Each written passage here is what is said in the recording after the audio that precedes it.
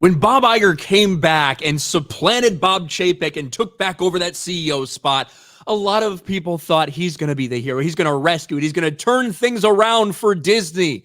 Well, it's been anything but that. The guy that he put there as the fall guy for all these bad things that he knew were coming down the line when it came to the parks, when it came to COVID, when it came to these decisions, Bob Iger thought he could come back and everything would be all right. But since he's come back, things have just continued to get worse.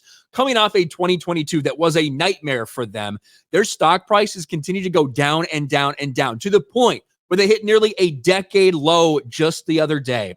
Woke Disney stock hits 9-year low, down 58% in 2 years. And when we look at this over the past year, after all of these failures that we saw, if you thought maybe it can't get any worse, well, it certainly has. Down 26% just in the past year. And like that said, when you look at the entire timeline, right now, where Disney stock is now, we have not seen that since 2014. That's how far back you have to go. All of these years worth of gains have been completely erased. But it's because they're failing in nearly every aspect of this company. When it comes to streaming, we've talked about it so many times. Just in the last quarter, we found out that Disney lost almost 12 million subscribers. It'd be one thing if they were just losing subscribers, but not losing hundreds of millions of dollars. But unfortunately, they have been losing hundreds of millions of dollars on streaming. They haven't even come close to making a profit. They were just happy that they weren't losing $1 billion that quarter when it came to Disney Plus.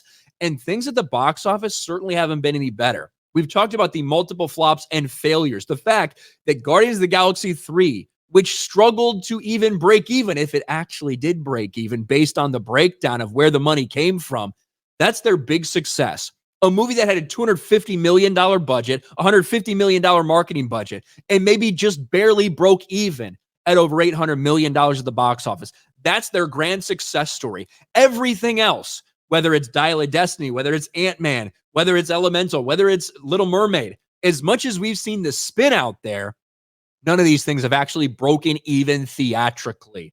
And it's only gotten worse. When you look at Haunted Mansion, that might be one of the worst ones they've had this year too. Things just continue to go poorly.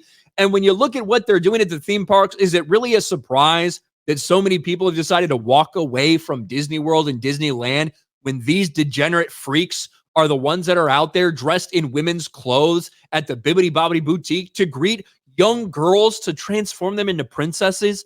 These videos, these pictures, these are the things going viral because this is what Disney is committed to. They're committed to agenda over entertainment. They're committed to identity politics over family values. It's been this way for a long, long time.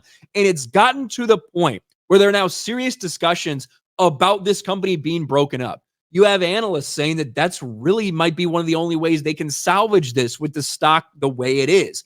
Analysts addresses falling Disney stock, suggests restructuring company and setting up licensing in perpetuity for the Disney parks. And of course, we heard about the deal with ESPN and Amazon. They're selling part of ESPN to Amazon in all likelihood if that goes through.